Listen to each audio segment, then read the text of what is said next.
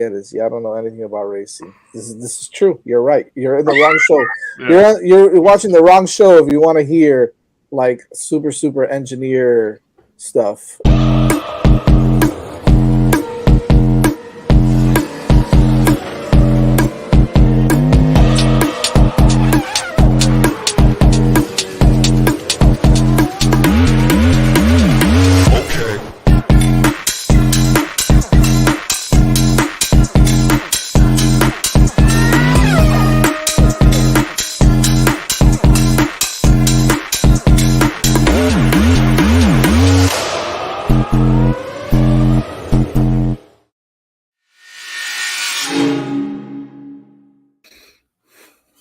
What's up, everyone? Welcome back to Hitting the Apex. I'm Vish. That's Evan. We're What's going on? absent Jazz tonight, but we got a packed show here. Talk a little Bahrain. Definitely preview Saudi, and also a ton of news that has come out that we're gonna walk through. Shout out to Dan Berry as well in the chat. I guess we'll just start with the let's start with the old race in Bahrain. Unfortunately, more the same a little bit, but there's your surprising name at the top of the sheet there. But Evan, what were your overall thoughts? Obviously, like Max coasted to victory, but other than that, what were your overall thoughts of the race there? I mean, overall, I think it was a great race. You know, it showed that there was a lot more than just Max Verstappen running away with it and everybody else kind of lining up. There was fights all the way through the field. The back half of the field, was kind of interesting to see. Where everybody shook out, how Williams did, how Sauber did, how AlphaTauri, didn't look as good as I thought they were going to. But overall, the top half of the field, the top 10, the guys who were in there, we knew what teams what teams were going to be, in that top 10. And we just didn't know what order it was going to be in. And, they didn't disappoint. There was great racing all the way throughout, that 3, 4, 5, 6, 7, 8, range. All those guys were going back and forth with each other throughout the entire race. The two Ferraris going ham against each other, pretty much from turn one in the beginning of the race all the way until the very end, and then the McLaren's looking pretty good. And your boy, George Russell, up there in the top 5 throughout the entire race until the very, very end. But, again, overall, it was just, very good race. I thought to start the year off, kind of confirmed some things that we all knew. But the other stuff shook out pretty well. How about you? What did you think about it? Yeah, I mean, it was like we said, Max kind of pulled away early, and it was game over there. Like you said, Russell did a good job initially. His so I know on the broadcast they're saying he rarely makes mistakes. There's multiple times where he's throwing positions away when he's near the top. So I don't know what they're talking about, but he's not been up front a lot not because of his fault, because the Mercedes has not been competitive. But this isn't obviously famously last year in Singapore, he just crashed right at the end when he couldn't handle it. But he got off to a really good start, made some overtakes, and then I don't know. I think after the his, for whatever reason, it appears like Hamilton's car was better on the hards than his was, because once the tire change happened, he kind of started dropping back. Didn't really have the grip, and looked like Hamilton had more pace. But he drove a good race. I wish Leclerc didn't have his braking issue, because I think that kind of ruined his race. Obviously, Sainz did a good job of carrying the Ferrari flag, but I thought, with his track position where he started, if Leclerc had a healthier car that was able to stop when he hit the brakes correctly, he might have challenged Checo and maybe even gotten into second there. So that was just disappointing that he didn't really have the ability to fight there. But yeah, there was some behind Max. There was some interesting racing. Checo did his normal messed up qualifying, so we got to see him charge through the field. But yeah, I mean that Red Bull appears to be a monster again. And then shout out to the RBs for giving us drama, because they decided to swap 13th and 14th place to try and get up to 12th. Shut up. And they just couldn't get past K-Bag. Yeah, but it's also like, what are we doing here, man? We're trying to get to 12th. Like, is it really necessary to upset all of your drivers by swapping them and all this to try and get from 13th to 12th? It was funny. But Yeah, it yeah, just no, made it no was, sense. It was like it was crazy because they were arguing back and forth. You could just tell like those guys are going to be super competitive with each other all year. They're going to be going back and forth with each other the entire year. They both want to try to get a piece of that seat next year. But it just it's going to be really interesting to see how that shakes out throughout the next few races. yeah, and I mean, they were on different strategies, so from that sense, it did make sense to let Ricardo try to overtake K Mag. I was surprised though, he was not able to do it, and then his tires kind of fell off, and I was surprised they didn't give Yuki the position back because that's generally what you do there. But yeah, well, I guess we'll save Alpine for the news section because they did not have a good race, is an understatement. Just looking through, I mean, it's still early days, but driver standings are obviously just the race order finish. And then constructors, the Red Bull already out to a bit of a lead here, so we'll see how that goes. Yeah, but it was there was some good overtaking and for a first race, so it was pretty good. Williams also had all sorts of issues with their steering wheel. Yeah, it was interesting to see, Logan Sargent locking up really early in the race, going off, causing that quick yellow. That you don't see that a lot, especially, in the first race.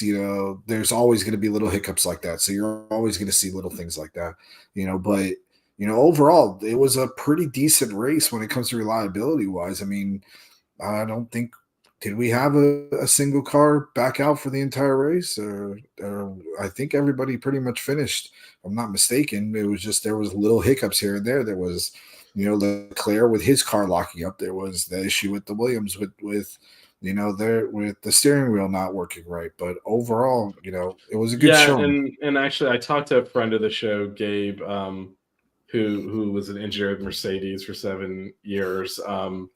Now came back to South Florida, and I was asking him how do you get the steering wheel wrong? And he was like, well, they can't really test anymore. Like the testing is so limited. Really, the race weekend is where you're the first time you can really test things out. And some of the settings weren't really usable, so it did hurt them pretty badly that they were unable to unable to kind of work those kinks out in testing. And limited testing is meant to keep costs down and help in that sense, but it can really hurt some of these back marking teams that are really trying to take a step forward, and they're not able to because they can't actually test out the new things and make those changes. Which is interesting because they do get that little bit more testing when it comes to wind tunnel and stuff like that. But you're right, they just don't have enough time. And so because I was like kind of like, how do you not get the steering wheel right? And there's your answer. There you essentially. So that was kind of interesting to see there as well. All right, should we get all right now that we've gotten through that? Should we get to the new stuff?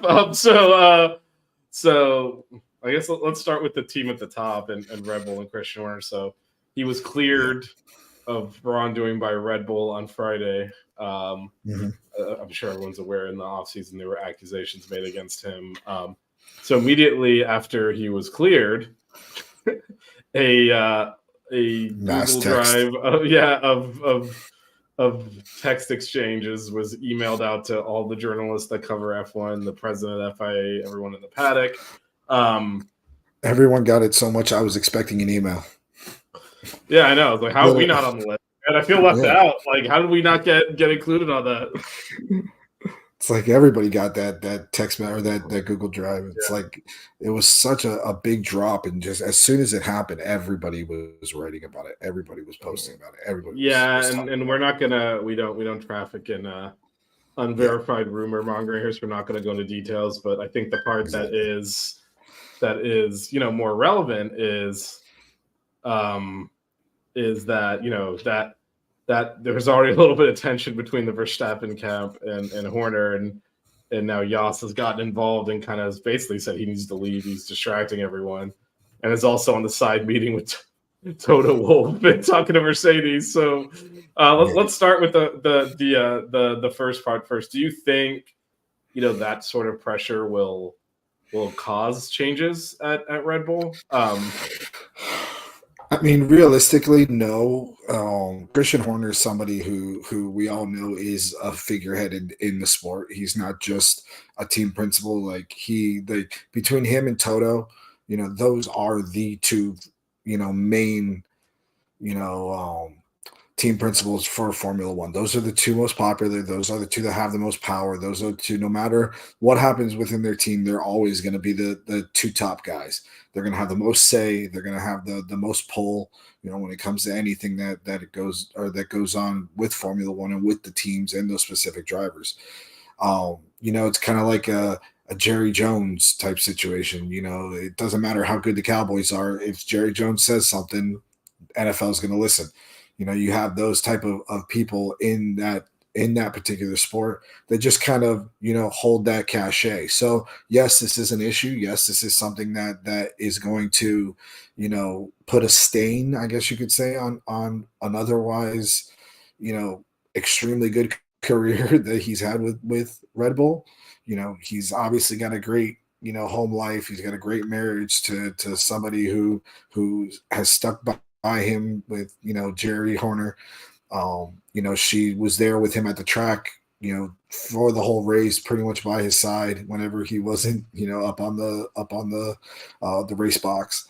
But either way, at the end of the day, there's only certain people that can get rid of Christian Horner. Either he can quit himself or Red Bull can fire him, and I don't think either one of those two things are going to happen. Yeah, I guess my question on that though is, if it becomes like for whatever reason, Yas is getting involved, and it is an interesting question who's actually bigger right now at Red Bull, because if it becomes a Max will go or he has to go situation, which I don't think it's at anywhere near that point yet. Yeah, I don't know that he doesn't go. I mean, realistically, in my opinion, and I've said this for a while now, Max Verstappen is a great driver. He's the best driver right now, but he's in the best car.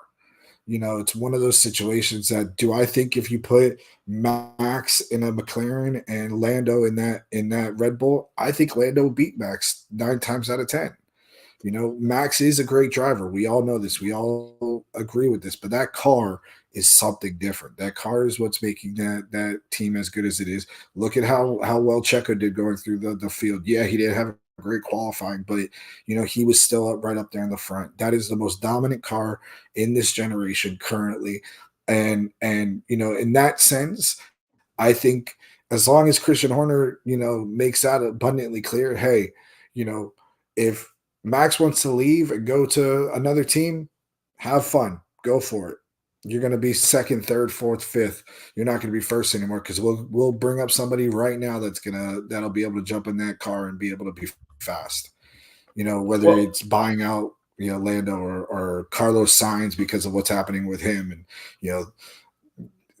to me it would be suicide more on Max's side to leave the team than anything else. Well, so a couple of things on that. First of all, shout out Dan Beer in the chat. Evan's sister dropping in, and Fernie, old friend of the show. Fernie! Good to have you dropping in here. So I kind of disagree on, you can put like Lando in that car and he'd win. I think there's a driver car combination here.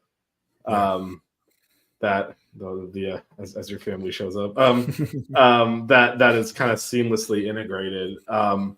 And as much as Checo finished second, he's way off the pace. He was 3 seconds up on Sainz. If you had another Checo in the lead car, they're not winning all these races. And also if you put yourself in Max's shoes, right? He's got to have supreme confidence in his talent that he can win in anything. Sure. So I don't think it's a straight, I'm in the best car, let me stay there. In fact, it's not that different from when Hamilton went to Mercedes. At that time, McLaren was the dominant car, in relation to Mercedes, which was still up and coming and behind McLaren, and he went there because McLaren was kind of a mess behind. Not that different. Ron Dennis instead of sub the name instead of Christian Horner. Yeah. It's a little bit of it's messy over there, and then he's like, I'm just going to a more stable operation here that's kind of got their stuff together, and then eventually that car came good. But at the time, everyone's like, what is he doing? He's leaving McLaren to go to a slower car, and that's not how it panned out. So I don't think he's gonna leave and go anywhere. But crazier things have happened. Hamilton's gonna be in a Ferrari next year, so I am curious what what is driving Yas for kind of stirring the pot here. Yas wants power. Yas being a former driver, being somebody who didn't get the success that his son is making now, he's kind of, I would almost say he's maybe living vicariously through his son and just wanting the best for him, at the same time, and just kind of saying, hey, my son is the reason that this team is as successful as it is. My son is the reason why we have these championships right now. Christian Horner can be replaced by anybody. I don't think he's trying to make a play for anything. I don't think he's trying to put himself up into that position or anything like that. But he just wants to show that he's got some type of leverage in this situation, and that he's his voice is relevant to what happens in that team. Yeah, I don't know if this is the way to do that. It's a weird it's weird what's going on there. But yeah, no. So there's maybe Red Bull's just too tired of winning easily. They got to create some drama here. Think about it like this: Jos Verstappen isn't the only famous father on the grid. You got Carlos Sainz Sr., who is a World Rally champion, who is a fantastic, was a fantastic driver in his own right. But you don't hear him coming out right now and saying stuff like, "Oh, Ferrari's dumping my son, who's faster than Leclerc," over a race weekend for Lewis Hamilton, who can barely, bring up the second half of these teams that are coming through. What's going on with that? You don't see somebody like that doing it. It's kind of prima donna-ish if you tell me, or if you ask me, it's Jos Verstappen. He's the biggest advocate for his son that anybody has ever been. He's his biggest fan. Obviously he's his dad. So, we'll see how it all shakes out. We'll see how it all finishes up. But, I don't see anything happening. I don't see anything changing, at least not now. Maybe at the end of the year, but I doubt it. Yeah, unless, as Fernie points out, Hamilton had to fire his dad. But I think unless, more stuff drops around Horner's situation and Red Bull's just looking for a way out of it to diffuse the situation. Or if perhaps the FIA steps in because the president's looking for a distraction after he was accused of manipulating race stewards to change the outcome of a race. Now this dates back to Saudi Arabia last year, when shout to Kane's Cats as well, when for a little reminder lesson, when Alonso jumped the start, or he pulled up to his pit box for his starting grid spot, he's across the line, and got a 5-second penalty, which is normal. And Aston Martin put the jack on the car before the 10-second, it's 10-second stop go. You cannot touch the car for 10 seconds. They put the jack on the car before the 10 seconds was up, which historically has been automatic penalty. You cannot work on the car.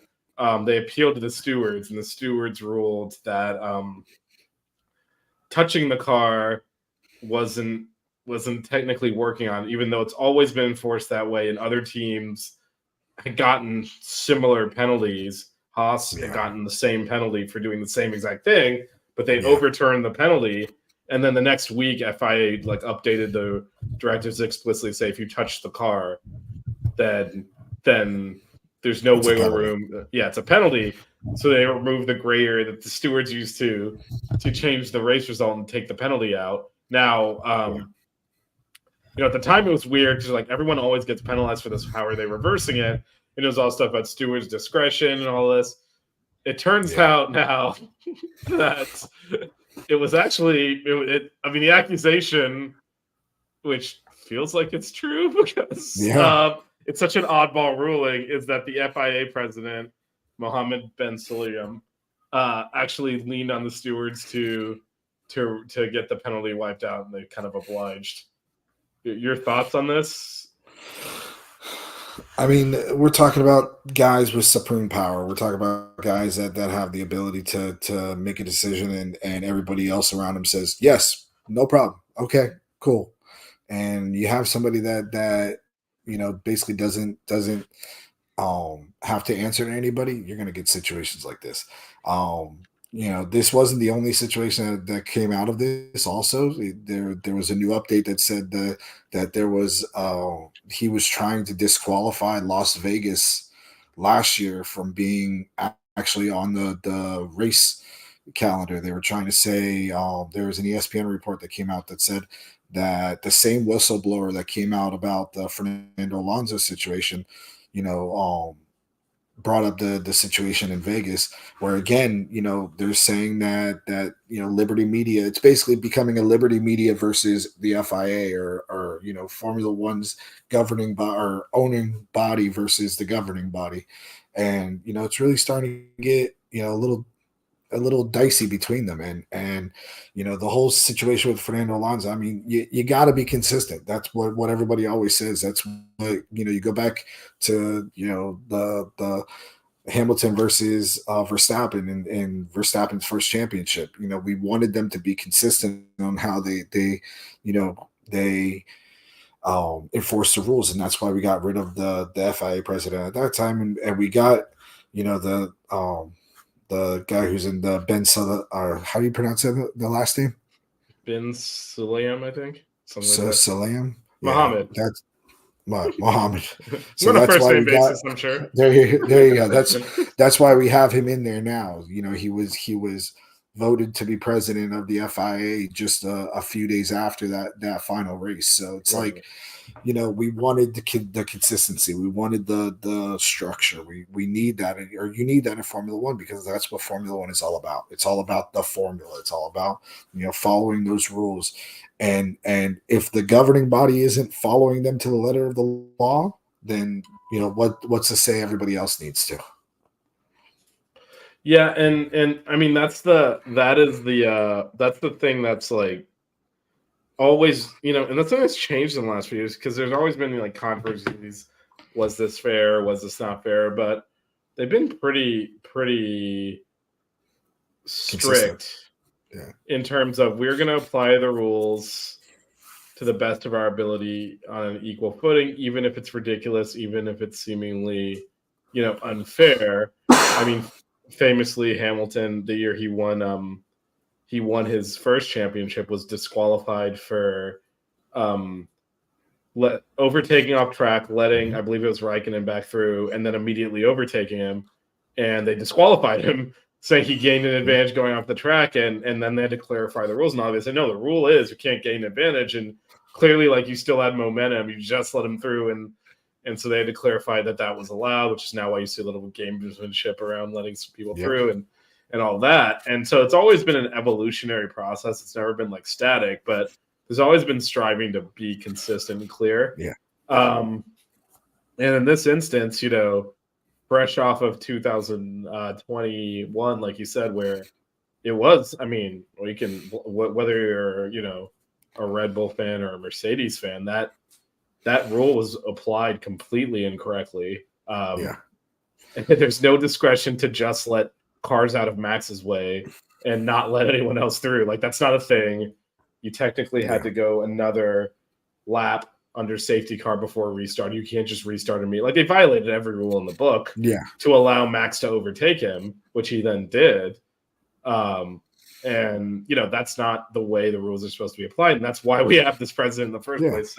So for him to now be leaning on stewards to, I mean, to what was it to restore from? I know it was Alonso's second or third place. Like, what are we even doing? It's just like, what a low stakes thing to go stick your nose into. I mean, the other one obviously decided the championship. This is just like, why are you even touching this? Just it wasn't that big of a deal. So, but then it does, but then that does bring into a lot of other stuff into question, right? I mean, that now what it does is it brings disrepute, because now you're looking at every decision like, is this actually, applied fairly? I mean, this Red Bull car, as I think it was Fernie said, or maybe it was Carly, is the most, it was Fernie, the most dominant car in F1 history. They violated the cost cap to build that car, and got a slap on the wrist. Yeah, everyone should just violate the cost cap, right? What's the and stuff like that. And I have to question, like, was there politics in that? Because they come down harder, you don't get the advantage back. And now it's like, then basically it would taint a little bit everything Red Bull's doing, but by making a slap on the wrist, you kind of brush the penalty under the rug. Not a big deal. And, I know their budgets are huge. We're talking about $1 million, $2 million. That ends up being, that's an engineering team. Yeah, that's a lot. So that's a lot. Yeah, and so now you have to look at all their decision making. Like, how much is, like, the FI president shouldn't be involved in any of this stuff. Like, that's not his role. As James Kahi is saying, his job is stewarding all of the series stuff with karting, all of that stuff, and should not be getting into these granular stewards decisions. For sure, he should be the one overseeing. He should be the figurehead. He should be the guy that comes up to the podium and tells everybody how the FIA is doing overall. Not butting into different decisions. Yes, the Formula One is the crown jewel of his portfolio, as you would like to say, or his purview. But at the end of the day, you lead the stewards to do their jobs. You pay people to do jobs. You get the best people to do those jobs, and you let them do their jobs. You don't butt in. You can't. That then stuff like this happens, people are always going to come out. Apparently the whistleblower, they didn't say exactly who it is, but it's apparently somebody who was working for the FIA for a long time and now is a part of Liberty Media. And, you're always going to have situations like this happen. We're talking about giant corporations. We're talking about, big companies. And if they're in the same, general, industry, obviously being both a part of Formula One and both having to deal with Formula One, then you're going to have crossover. You're going to have people go, either way. People from Liberty Media, I'm sure, have gone over to the FIA and vice versa. Obviously with this situation, so you got to make sure that you're doing things up to par. You got to make sure that you're beyond rebuke. You can have transparency in every decision that you make, and obviously that's not what happened here. Yeah, and again, it's such low stakes to. Yeah, it's like you said, it's drunk on power and just knowing you're not going to get caught or get into trouble that leads you down this path. And Fernie made a good point up there. Aramco power, ha ha ha. Yeah, it's a bizarre thing to get involved in. And again, it makes you kind of question some of what they're doing here in terms of sporting competitiveness. It's just for conspiracy theorists. It's like Christmas. Exactly. It's not good. It's not good. Well, it's not good for the sport and what they're trying to grow.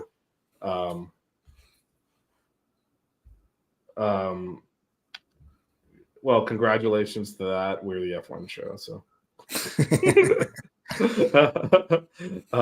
Anyway, so moving on from that, that's more to come on that, and see if there's any kind of consequences to these accusations. My guess is probably not, but also that, to me, he probably did it. Like, it's such an odd thing to make up, and then also the stewards' decision was so inconsistent with everything else that they've done. That's one of those not gray areas. Don't touch the car, period. They jacked it up. That is touching the car. It's saving, again, it's a sport where tenths of a second matter. It's saving you a second, not having to wait to jack the car up. So exactly. I mean, it's you can't do that. Exactly. Strange one. All right. Speaking of shit shows, Alpine. So one Oh, race was God. enough for them to clean house and overhaul everything. And so they are now They got new technical director. They got new. their leadership team kind of stepped away, or was stepped down is the nice way to put it, right? And Well, we know Renault.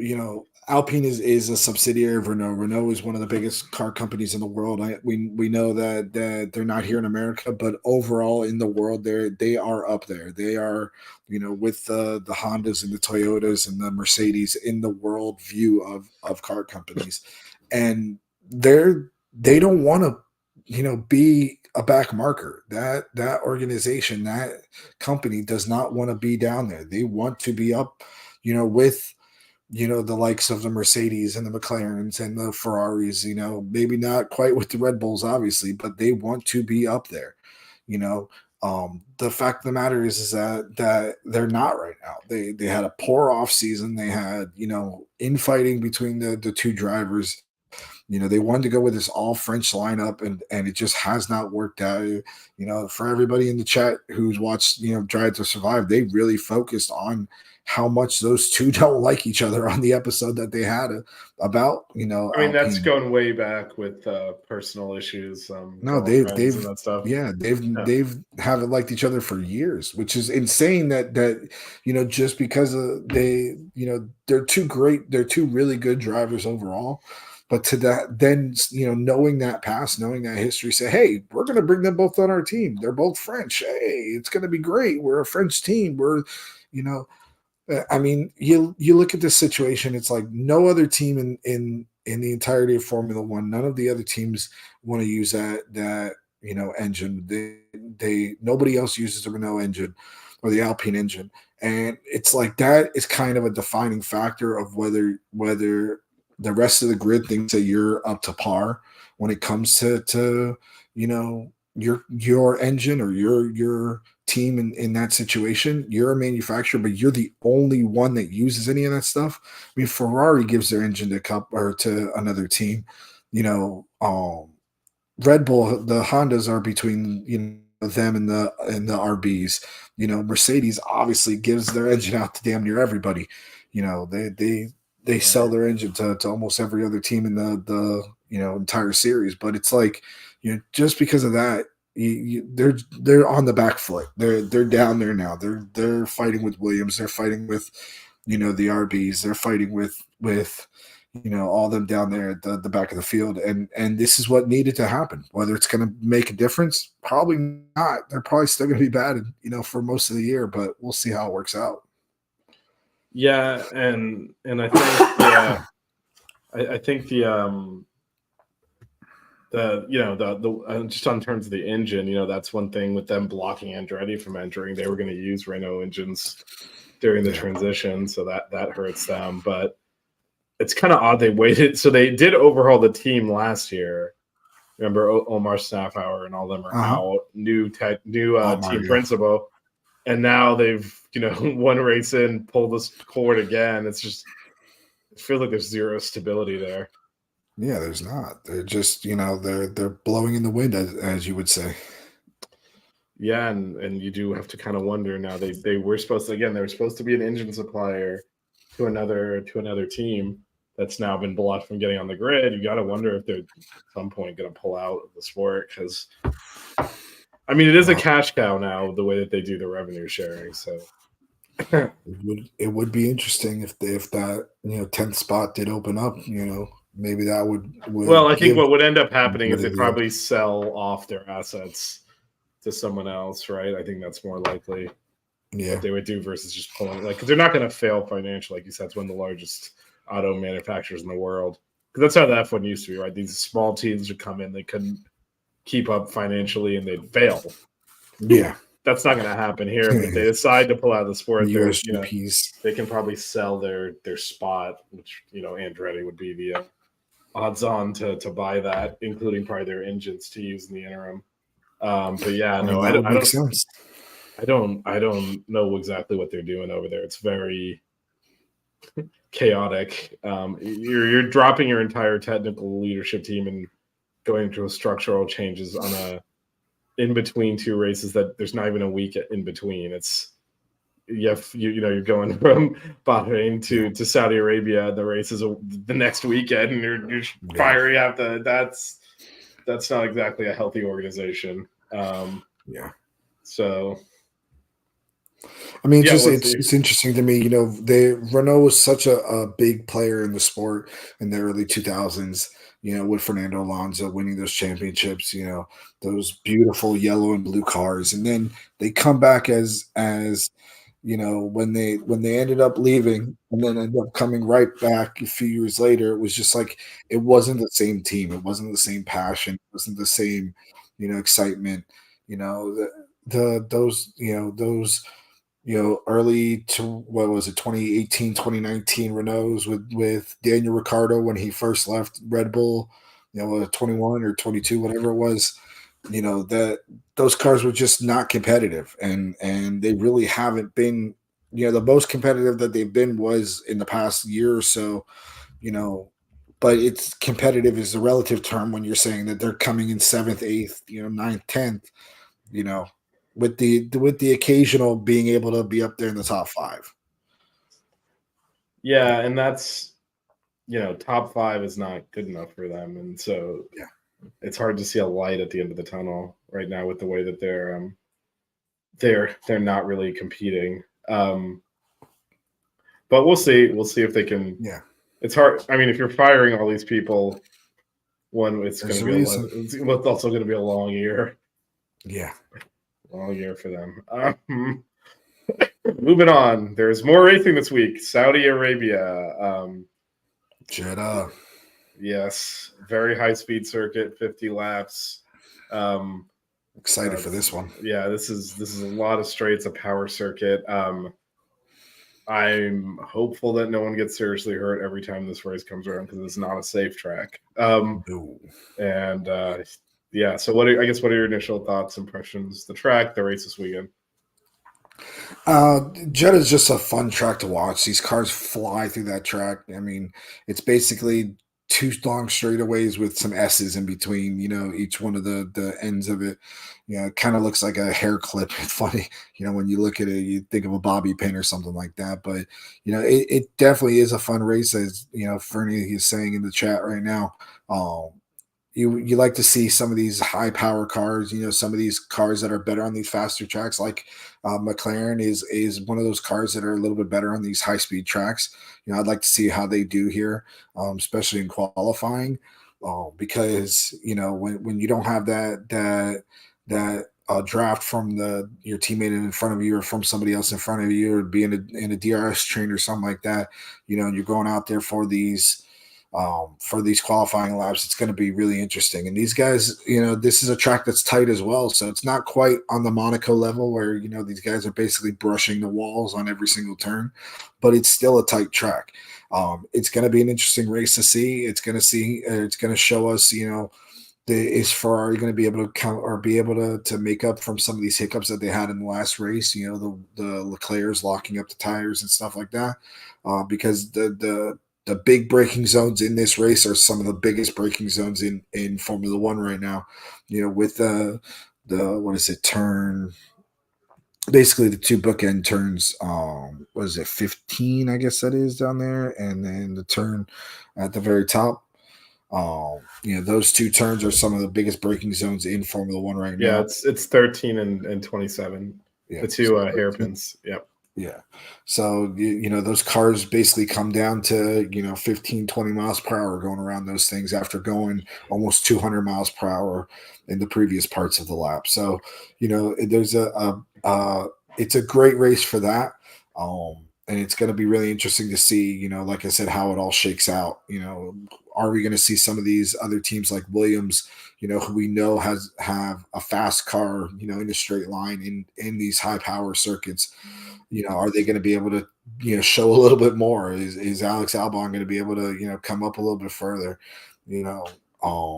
Can Alpine actually do something? Can they actually, maybe crack a top 10 or top 15, and say, hey, the shakeup is what we needed. That is helping us out.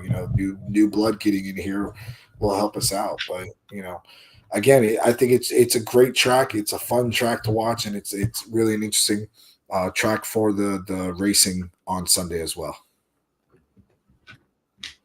Yeah, no, it should be at least an entertaining race. Fernie asked if we saw the renderings of the new Saudi track. Yes. I think they are legitimately trying to kill someone now.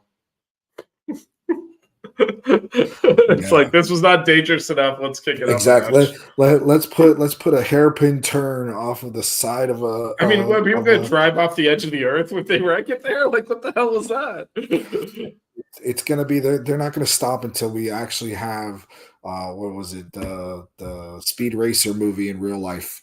I mean, that is, I'm sure the actual implementation will be a little bit more less, or a little bit less death trappy. But yeah. Woof. This is kind of a power circuit, should favor Red Bull. Yeah, but pretty much every circuit does. Yeah, pretty much every circuit favors in Red terms Bull of the timings of the race. So it's this weekend, obviously. It is a night race there, which means good viewing times for the rest of us. Practice.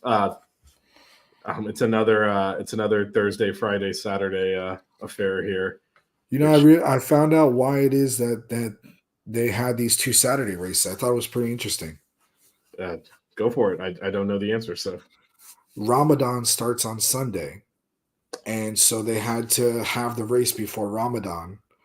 So they had to have the race on Saturday, and then there's an F1 rule that says that you cannot have 2 races within the same week. So then they had to put the first race on Saturday as well. So they couldn't have it on Sunday because it would have been Sunday to Saturday because they weren't going to have the race on Ramadan, which is this Sunday. So then that's why they had to push the 2 first races up to Saturday races. So I thought it was pretty interesting. Yeah, no, that is. It also means that your boy can't watch qualifying, but I'll survive. Some of us have jobs, people, that require you to work during the day. Yeah. Evan works nights, so he'll be able to enjoy the qualifying session. Oh yeah, and Max's march to pole. Yeah, but anyway, so we got the first practice 8:30 on Thursday, second practice noon on Thursday, FP3 8:30 on Friday, qualifying noon on Friday, and the race noon on Saturday. It's gonna be great. Yeah, it should be a fun. Again, it's a power circuit. It's one of those. Well, it's a voyeuristic circuit, I will say, because it's dangerous, and it is the whole time. Yeah. But then also it does make for excitement as well. So it's kind of a catch-22 there, because obviously you don't want anything to happen to any of the drivers. So you kind of have that concern in your head, but then also it does make for more exciting racing. All right, we are. Can I make a comment on one of the comments that's coming in? Post up Kane's Cats Heat's last post. Listen, Antonelli came in like 14th and 15th. Like, he's the only reason to watch our Formula 2 right now. It's great racing. Yes, I agree with you on that. But man, that kid's gonna be good. But he did not show anything in this last race. I was so disappointed watching Formula 2. Ollie Bierman, the champion, didn't even, the whole Prema team they didn't look good, and they're supposed to be the best, team in that series. But I mean, overall the racing was decent, but man, I was so disappointed in Kimi Antonelli. But we were talking about him last week about how he's supposed to be this next up and coming guy that's gonna be in Formula 1, and he disappointed me big time. I thought he was gonna be a lot further up there. Okay, then. That was my F2 rant for today. I'm sorry. All right, you guys can take that offline because we're gonna do predictions for the F1 race. No all right, who do you? All right, so it's top 3. Everyone in the chat, feel free to participate. Top 3 finishers and surprise. Go for it, Evan. I'm gonna go with Max or winning the race. I mean, it's one of those situations that it's just hard not to. I mean, he's so fast in every single track that he's been on. That car, like I said earlier, is the best car. Um, I think Checo might have a good chance to be up there closer to him this race, maybe even qualify a little bit better. We know what was it last year? I believe Checo won this race, if I'm not mistaken. This was one of the couple races that he did win early in the season. If not, he was really close in second. Um, and so, he is better on the street circuits than he is in the the dedicated circuits, like how we were at in Bahrain last week. So I'm gonna go with Max and then Checo in second, and I think I'm gonna go with the smooth operator in third. Oh, And really? then my surprise is I think Leclerc is going to end up eighth or lower. I Wow. think so. I Okay. think something's going to happen with Leclerc. Leclerc is going to end up eighth or lower, just because he was really pushing the car last week. You could tell with how the brakes were getting messed up, and he was getting frustrated with it. Hopefully they can get the kinks out of that, and have that car better for this week. But you could just tell he was getting frustrated, and Carlos Sainz was taking advantage of every opportunity. He went behind Charles a couple times, and then passed him right away, and it just I think that something's going to happen with this week that is going to be one of those situations that it's like it's a bonehead move or something like that, and he's going to end up falling back in the order. Yeah, I don't. Okay. Shout out to Fernie with Max Leclerc Checo. What's your surprise pick? So he does not share your Leclerc skepticism here. Yeah. All right, so just you asked the question. So yeah, last year Checo won, Max second, Fernando controversially third. Now that we know a lot more about that this week than we did last week. But yes, this was the race. This was the race. Yeah. So I mean, I have Max winning. There's no, to my opinion, there's no way he doesn't. Yeah. But after him, I will agree with Bernie here and go Leclerc, and then I'll put Hamilton third. And I think Checo's going to DNF. That's my surprise. I think he's going to put it in the wall. He might. I think he's going to press. Well, yeah. I think we saw this happen towards the end of last year when he started falling further behind. He started taking all these risks and doing a lot of stupid stuff. As much as he kind of knows his place within the team. If he lets Max win a couple more races, the season's over for him. So I think he'll be a little desperate to try and recreate last year's magic. And Ferdy's got Hamilton DNF. And Checo's not a good driver when he's pressing. He's a good driver when he's under control. When he tries to push, that's when he and he pushes too far. That's when he has mistakes. So I think that'll happen this week. For sure. I did not get Jazz. I should have asked him. I did not get Jazz's picks, so we'll have to. I'm just going to assume Max first. No, he's going to go. He's going to go Leclerc. He's going to go Leclerc 1, 2, and 3. Leclerc. Yeah, he could throw in a. I think he's more of a Sainz first, since after Sainz's big performance last week, I think he would. He'd probably back Sainz, but yeah, we'll see. We'll see who finishes second behind Max on Saturday at noon. Is that race should be as Fernie was alluding to earlier. It is usually a fun race. We got so Kane's got teeth going the same order: Max, Checo, Carlos. Yeah. Definitely a distinct possibility. But we'll be back at some point next week? Question mark. I have a busy week. The ACC tournament is next week in DC, so depending on how the Canes do, so, if it goes like the rest of the season, they'll lose on Tuesday, and that'll be the end of it. But if they keep winning, we keep going. a lot of my shows next week might be delayed, but we'll figure that out. But definitely should be a fun time. That the race is again noon on Saturday, so be sure to check that out. And we'll be back at some point next week. Don't know the exact day. Thanks everyone for listening, watching. Thanks, Evan. Great show as always, bringing the knowledge, slipping in some F2 stuff as well. Thanks everyone for watching, and we'll see you guys next week.